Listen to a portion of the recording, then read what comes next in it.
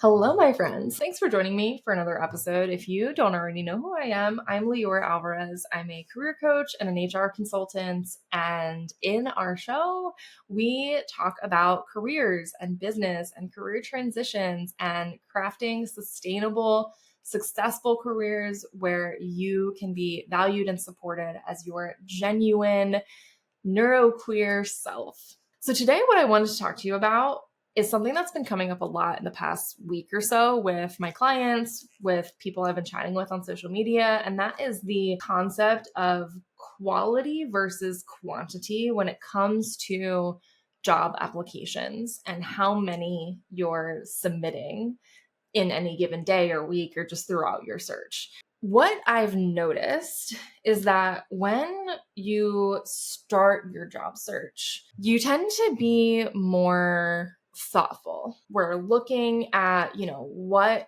are the things that we want? What's like our dream job? What's our dream company?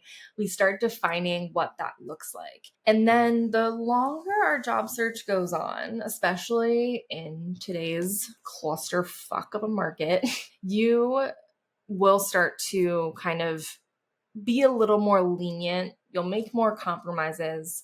You'll start settling for things that you previously wanted. So maybe you were looking for a specific pay, you might go down in pay. Maybe you were looking for a specific type of company, you might start looking elsewhere. Maybe you even wanted a specific type of job. And then the further that your search goes on, the more time that passes, you're like, well, I'll just get another job or I'll just get a different thing, something that I'm not as excited about.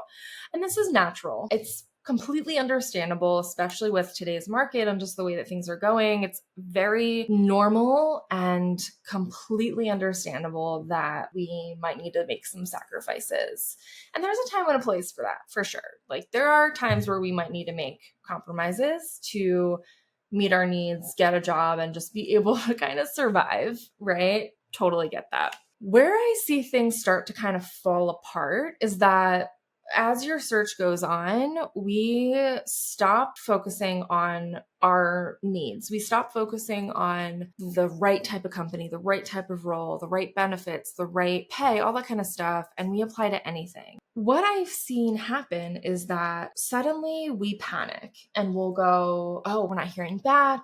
We're not getting interviews. I just need to apply to jobs. And we start to panic and like your nervous system starts getting lit up. And that's where you'll just like go on LinkedIn and apply to whatever. You'll hit easy apply on a bunch of jobs. You'll just like start applying to anything and spraying and praying. That's what we have called it in recruiting, is the spray and pray approach. You're just kind of throwing a bunch of shit at the wall, hoping something will stick. But this actually kind of makes it worse, and I'll tell you why. So let's get into first where I think ADHD comes into play. So I think this is especially common for ADHDers because we are such like dopamine seeking creatures.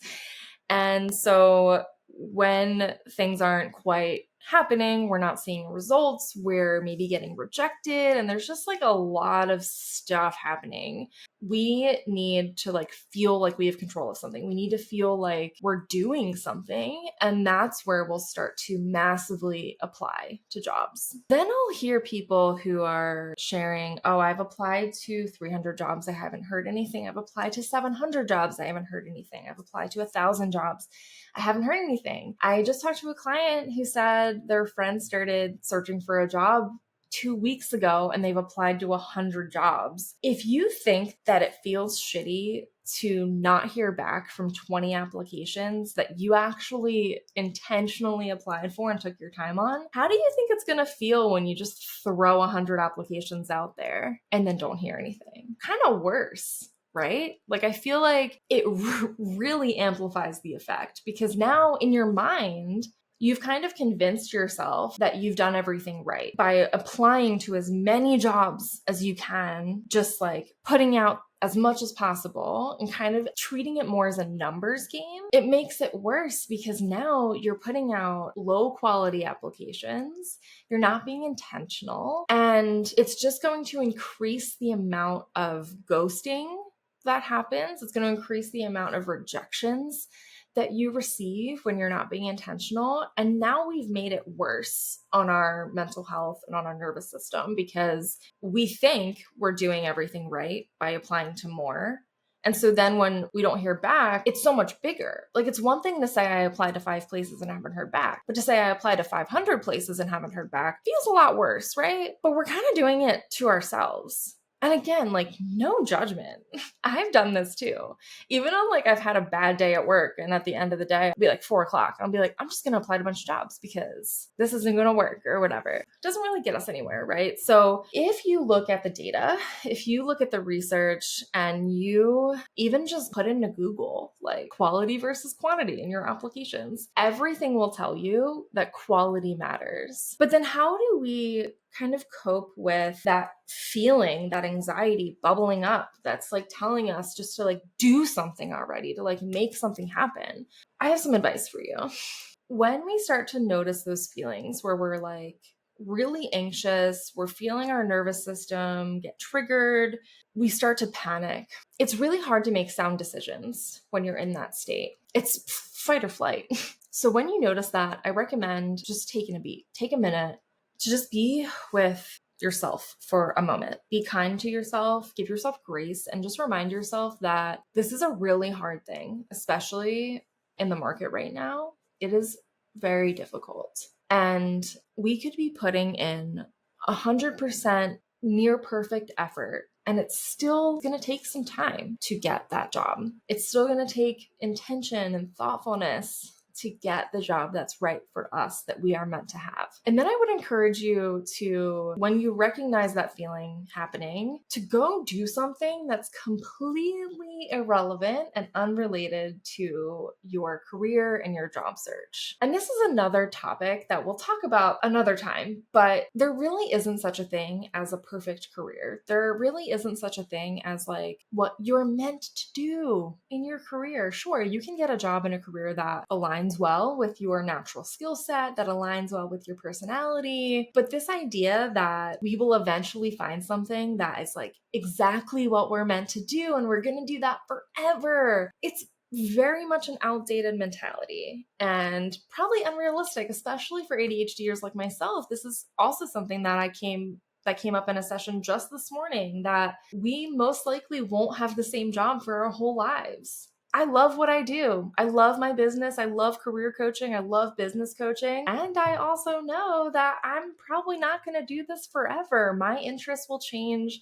My skills will evolve. I might find out about a job that I didn't even know existed yesterday and find my way into there. That's kind of how I fell into recruiting. I never thought I'd be a recruiter or that I wanted to be in HR and recruiting, and it just kind of happened. And turns out I really enjoy it. But to think that that's going to be my forever job for the next several decades is really unrealistic, especially just for how my brain works and how my interests work. Removing ourselves from that when we feel triggered in our job search is so important, to remind ourselves what this is all for. You are working to live your life. We are not living to work a job. So once you've recognized you're in that space of feeling really panicked, anxious, and triggered, and just kind of getting that sensation of like, oh my gosh, I have to just like do something, I want you to go do something that soothes your soul. Maybe you go for a walk. Maybe you go to a park. Maybe you go to a coffee shop. Maybe you call a friend. Maybe you schedule a therapy session. Maybe you journal. Maybe you sit with your cards, pick up a crystal, journal on it. Maybe you play a video game, read a book.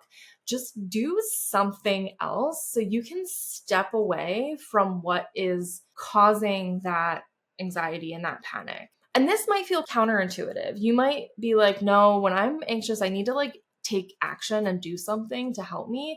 This is going to help you. An analogy that I like to use is something that I learned when I took music classes in like high school and college, which is that when you think about a piece of music, the rests, those breaks between notes, are just as important as the notes themselves. When you are not hitting a note or making music, making something happen, and there's that silence, that pause, that is what makes the song. Because a good song would not be just pauseless or restless. it's not going to be just constant noise. There's going to be breaks. There's going to be moments between the notes. And that's what makes it so good and impactful. And it's the same for your life. It's the same for your job search. Those rests are just as important, if not as important, as the work, the actions, the playing of the notes. So I encourage you to think of it like taking that time away is part of the process. Taking that time away to live your life, to go to a museum, go see a movie, go to a show, go catch up on FaceTime with a friend that you never get to see. All of that is going to help you stay tuned into your personal values and stay tuned into what's important. And again, like I said before, this isn't meant to say that you should never compromise with your job search. There might still be compromises that need to be made, but it's not worth tanking your mental health over. It's not worth beating yourself up over. It's not worth putting in all of this time and energy into just checking off the box of sending an application in. Because is your goal really submitting an application, or is your goal getting a job? Because if the goal is sending an application, go off, my friend. Go send as many applications as you want. Easy apply button, click, click, click, do your thing. But my guess is your goal is to get a job, and you won't get a job that way. Spraying and praying won't get you a job. Burning yourself out won't get you a job. And I imagine many of us are going through burnout right now for many reasons, from many sources, whether it's from your work, from your personal life, from just the state of the world right now. There's a lot of things that are pulling at our resources, pulling at our mental capacity, pulling at our mental and physical health and well-being. This is something that you can control. It might feel natural to make that thing going off and applying. So I encourage you to sit with it, notice it, do your best. When you notice it, step away, take a break, come back later, because taking that break, getting reconnected with what fills you up, what supports your soul, what makes you feel joy and calm and secure will help your job search way more than panic-fueled, dopamine-seeking fueled applying. And if numbers help you, the general recommendation and what I have seen works well for a sustainable but effective job search is 1 to 2 quality applications a day. So maybe up to 10 a week. And that's it. So you can end your week knowing that even if you did 1 application in the week, if you were intentional about it, you made sure that you are qualified for the position, at least 50% qualified. If it's a role that makes sense for your career trajectory, your career goals, if the company makes sense for your interests, your needs, your values, and you've taken the time to be thoughtful about it, be intentional about it, you can rest easy knowing that you are doing more than everyone who's sending 100 applications a week. And as an aside, this is like slightly related, but not, but you'll see, it'll make sense in a second. People get really scared when we see, like on LinkedIn, 700 applications for one job, 1,000 applications for one job. And sometimes that like gets in our heads and we're like, well, why should we apply? Like the imposter syndrome voices love when we give them an opening to tell us that we suck and we don't deserve the job and we're not qualified.